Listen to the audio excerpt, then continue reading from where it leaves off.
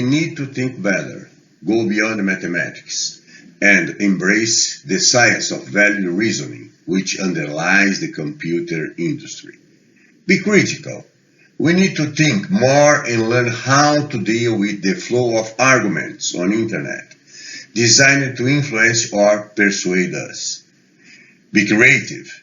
We need to think differently, since a digital transformation cannot be successful without new mental models.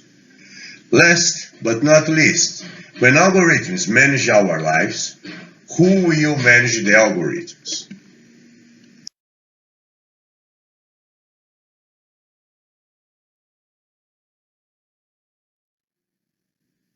Dr. Lika, que é o responsável pelo Frontier Development Lab da NASA, ele e sua equipe usam muito inteligência artificial para a solução das análises dos planetas que estão fora do sistema solar. Mas para eles, no final do dia, tudo não passa, com relação à inteligência artificial, de uma estatística extremamente sofisticada.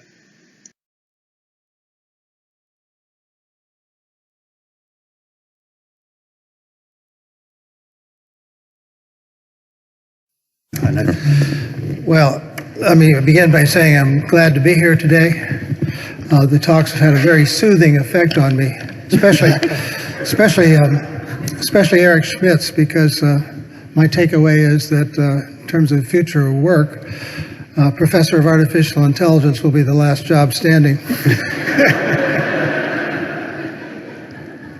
So I thought of putting together some slides here for my introductory remarks, but I remember that the last time I tried that, I tried to cram a 1-hour talk into 4 or 5 slides. It was horrible. I vowed never to do it again, and that was 35 years ago.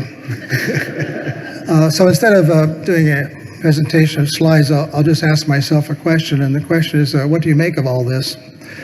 And I'll begin my answer by saying that 5 years ago I lived a very quiet life. And then Elon Musk said that artificial intelligence was our biggest existential threat.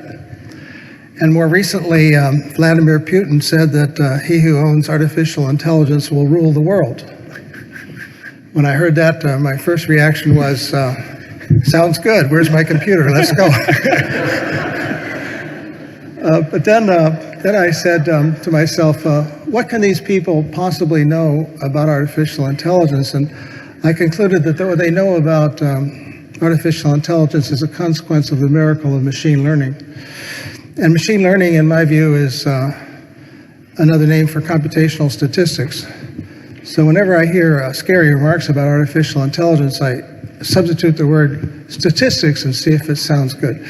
So Vladimir Putin might have said, he who owns statistics owns the world. It might be true, but it doesn't have the same kind of effect. So, yeah, there I am on a roll in my answer. But to address the subject of the panel, automation, challenges, opportunities. I think things haven't changed much since 1985 or so. Back in those days, people were saying that expert systems will rule the world, at least economically. And we discovered some things about that. What we discovered was that AI can make a contribution to ordinary automation, and ordinary automation will replace people in some routine types of work.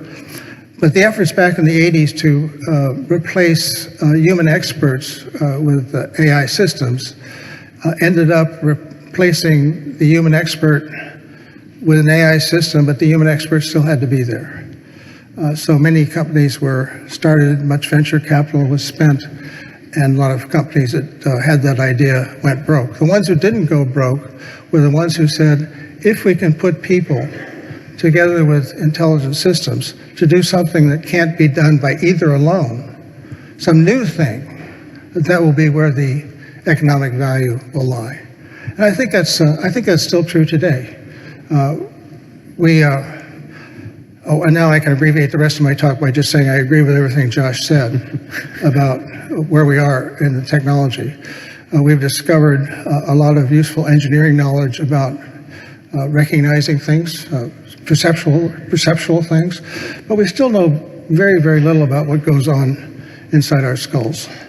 And until that happens, I think the economic value in that kind of AI, the kind that's not perceptual, it's more cognitive, the economic value will be in combinations that put things together to enable new kinds of work to be done. Our colleague in the Sloan School, one of our colleagues in the Sloan School, Tom Malone, is writing a new book on the subject of what he calls cooperative intelligence or community intelligence, or the kind of intelligence you get when you put lots of people together or lots of people in computer systems together to do things that can't be done in any other way. And that's where I think we'll be going for the next 5 to 10 years. But that's not to say that eventually we won't understand what goes on inside of our skulls. I don't think it's going to happen in the next 20 years, but of course when you say stuff like that, you have to be careful because it might just be a failure of imagination. And so when I say it won't be done or can't be done or something like that, what I really mean is I will be very surprised if you can do it that way, or I will be surprised if you can do it that soon. But we will eventually do it, and we will eventually have systems that are as smart as we are in every possible way. And is that a scary thing? I think there's a positive side, because I think what we'll end up having is a better understanding of ourselves, a better understanding of what can go wrong when we think, and a better understanding of each other. And that can't help but be a good thing. And there will, of course, be unintended consequences that will have to be dealt with. But on the whole, I think that understanding ourselves and how we think will have the same kind of role in understanding our place in the universe, our evolution, our biology. It will be the next natural step in understanding ourselves, and that's got to be a good thing. Thank you.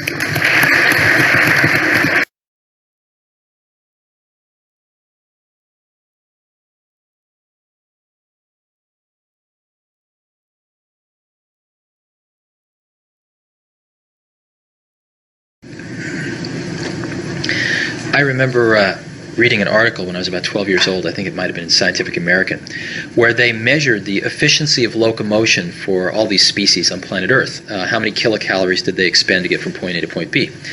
And the condor one came in at the top of the list, surpassed everything else, and humans came in about a third of the way down the list, which was not such a great showing for the crown of creation.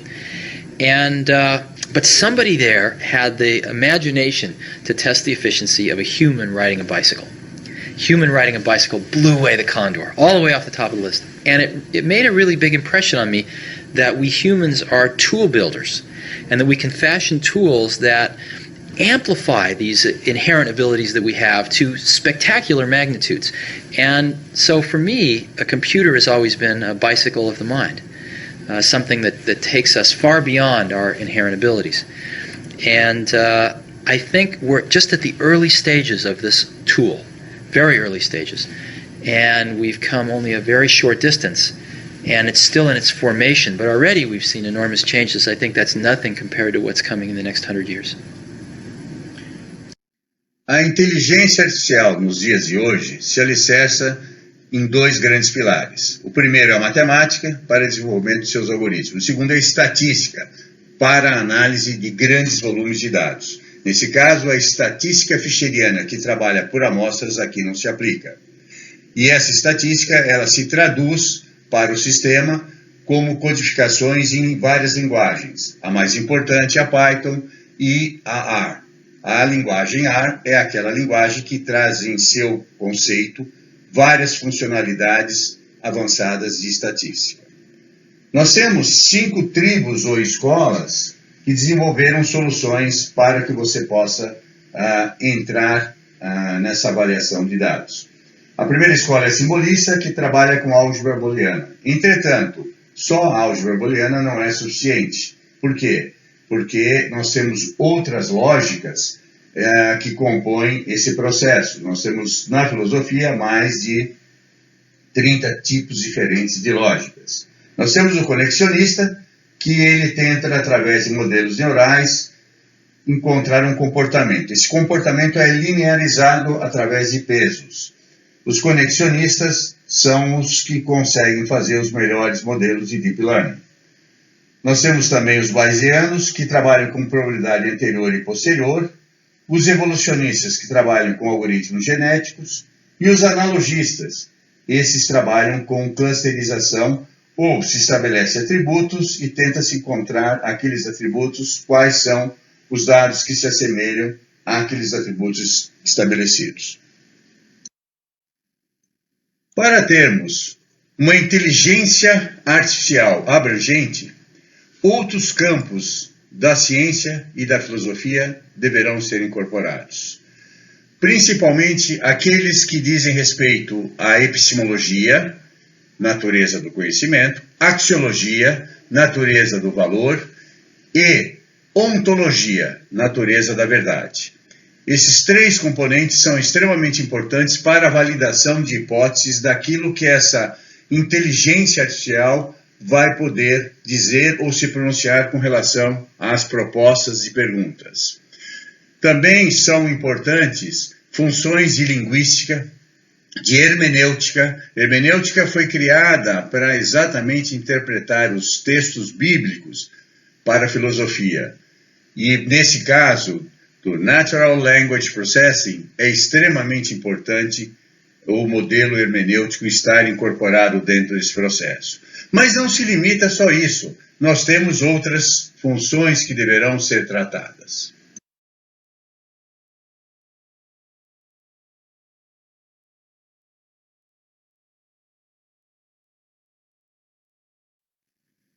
Para podermos ter uma inteligência artificial geral, abrangente e pensando como ser humano, nós teríamos que ter, além da lógica booleana, que é o tratamento básico dos sistemas hoje, nós teríamos que ter as lógicas deôntica, embarcadas, lógica erotética, que é aquela que ensina como se fazer questões, sistemas lógicos da filosofia S1, S2, S3, S4, S5, e também lógica temporal.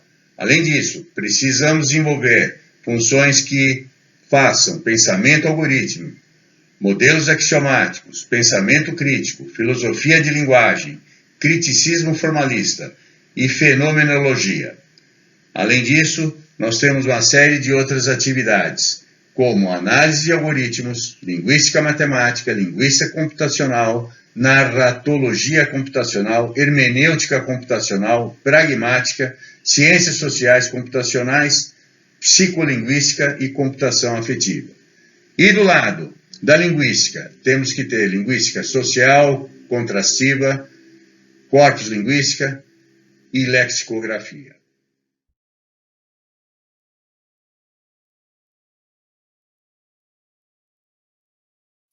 The human brain contains approximately 86 billion brain cells, called neurons. Neurons are thought to represent the elemental units of information processing in the brain. While we have learned a great deal about how some neurons process information, these insights have come almost exclusively from animal model systems, in particular mice and rats.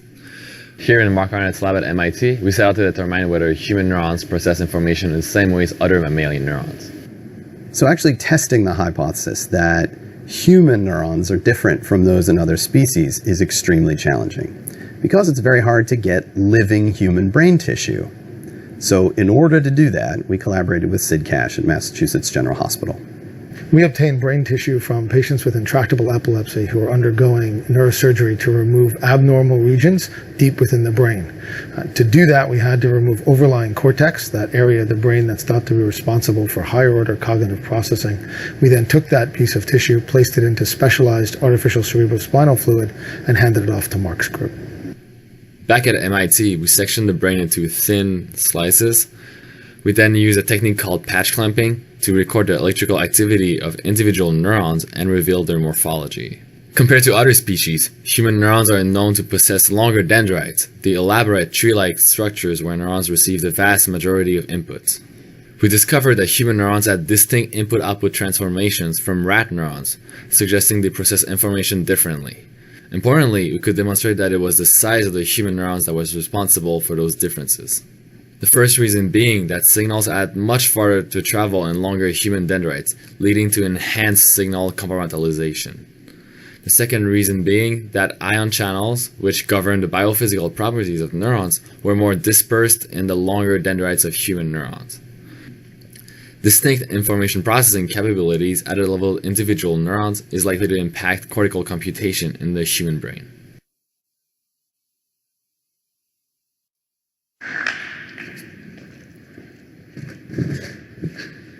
Good morning. I'm Jim DiCarlo. I'm privileged to lead a science community here at MIT, the Brain and Cognitive Sciences community, whose mission is to understand the brain and how it gives rise to the mind. Now, the science quest to understand human intelligence is one of the most exciting frontiers of our field. It's really a quest to understand ourselves, and it's aligned with a technology quest of developing intelligent systems. This is a unique time in human history. It's a unique chapter in MIT's legacy as we see tremendous new opportunity for synergy. And today, some of my colleagues and I would like to tell you about that synergy in our vision of the future. Now, all of the fields of artificial intelligence and machine learning have led to many technological advances that continue to transform and improve our lives.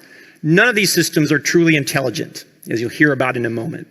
We're still very far from real AI. However, as brain and cognitive scientists, we know that real AI is possible because we study a real intelligence machine every day. The machine behind your eyes can navigate new situations, infer what others believe, use language to communicate, write poetry and music to express how it feels, create math to build bridges, devices, and life-saving medicines. In short, it's built civilization from scratch. The human brain can do what AI systems cannot yet do. If harnessed, the science of human intelligence provides an incredible opportunity to replenish the well of AI algorithms. Now, the human brain, shown here, is a 20-watt machine. To some, the idea that the brain is a machine is itself an astonishing hypothesis, as illustrated by this quote from the late Francis Crick. You, your joys, your sorrows, your memories, your ambitions, your sense of personal identity and free will are in fact no more than the behavior of a vast assembly of nerve cells and their associated molecules. As scientists, we have the opportunity and indeed the obligation to reverse engineer this brain machine. But this is not a simple task, as can be illustrated by thinking about this far less advanced, less intelligent machine, but that one that we know more about. And a similar analogous quote, your remarkable favorite app, all its performance and amazing user interface is in fact no more than the behavior of a vast assembly of transistors. So many of you in the audience know that this is true, that that device and its amazing interface is due to those transistors, its building blocks shown on the left. But you can't understand how that amazing performance on that app comes from without understanding the complexity that lives between. Similarly, as brain and cognitive scientists, we study the amazing intelligence and cognition of humans, and we know the building blocks of that system. They're called neurons, and their connections called synapses. You have billions of neurons in each of your brain. We know something about what intervenes between those neurons as they're put together into circuits that give rise to algorithms that are underlying our cognition.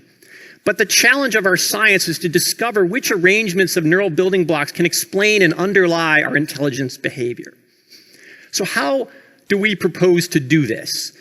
Well, as we make measurements and discoveries as scientists, shown here on the left, we must and we are building algorithms that offer the potential of showing how those neurons are connected to give rise to the intelligent behavior, shown here in the center. You could refer to those as models or intelligent algorithms or hypotheses about brain function.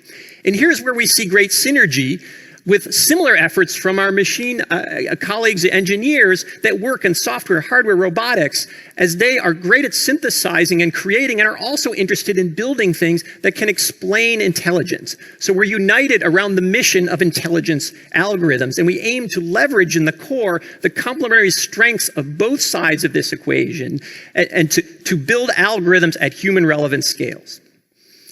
These algorithms will in turn inform our science through these reverse green arrows that you see here about hypotheses of brain function, where our intelligence comes from, and inform our engineering as possible new technologies shown by the blue arrows. We believe this approach over time will again replenish the well of AI algorithms that can impact the greater MIT and indeed the greater world through the work of the MIT IQ Bridge that you'll hear later today. Why do we think this is a good bet? We think this is a good bet based on past success. Let me give you just one recent breakthrough example. You probably all recognize this person. He's our leader, Raphael Reif. But how did you do that so quickly and effortlessly?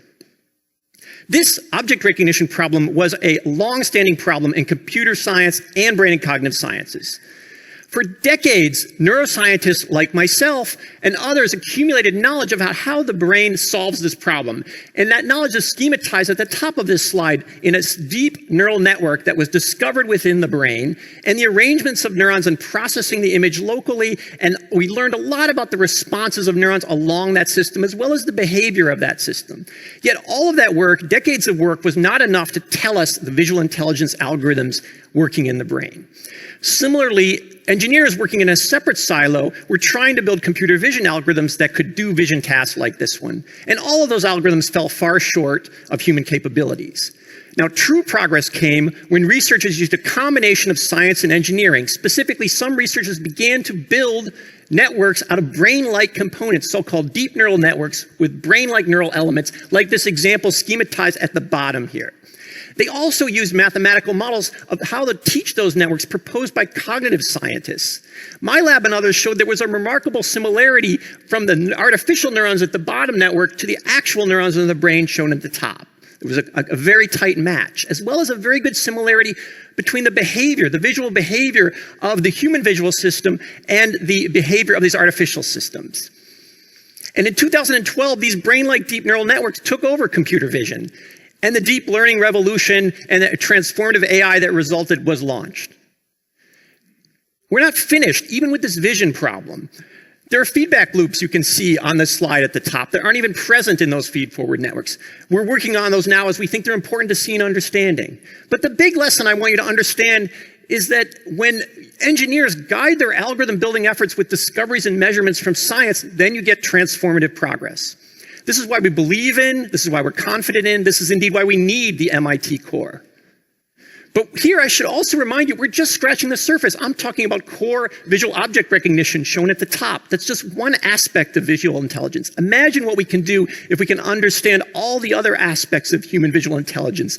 Things like intuitive physics, intuitive psychology, language acquisition, and many others that you'll hear some later today. Now, this slide shows moonshot research goals that our faculty have brainstormed thus far.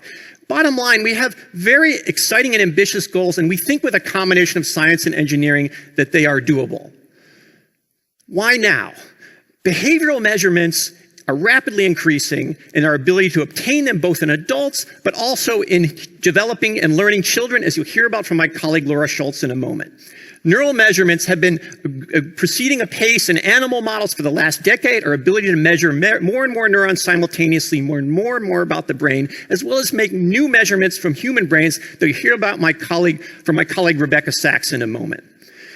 New algorithms are being hypothesized based on both theoretical considerations and observations of human behavior from colleagues all across MIT, not just in brain and cognitive sciences, but places like robotics and CSAIL and others. You'll hear about a couple examples of this from my colleagues Tommy Poggio and Josh Tannenbaum, who'll speak in a minute. And rapidly advancing computational power is allowing us to build these algorithms at relevant scales, along with new ways to implement that hardware in more efficient ways. And you'll hear a bit about that in session 2. But I want to stress that because of that kind of recent success with deep networks, showing that science and engineering works together, many engineers are now motivated to build algorithms using brain-like components, artificial neural networks, and to interface those networks, those algorithms with the brain. And you'll hear about some of those ideas from Antonio Torralba and Daniela Rus in a moment.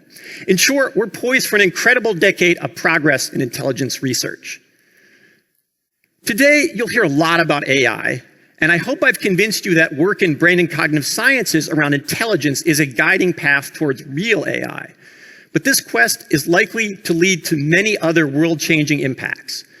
For example, a deep understanding of human learning in both its strengths and its weaknesses could have transformative impact on education.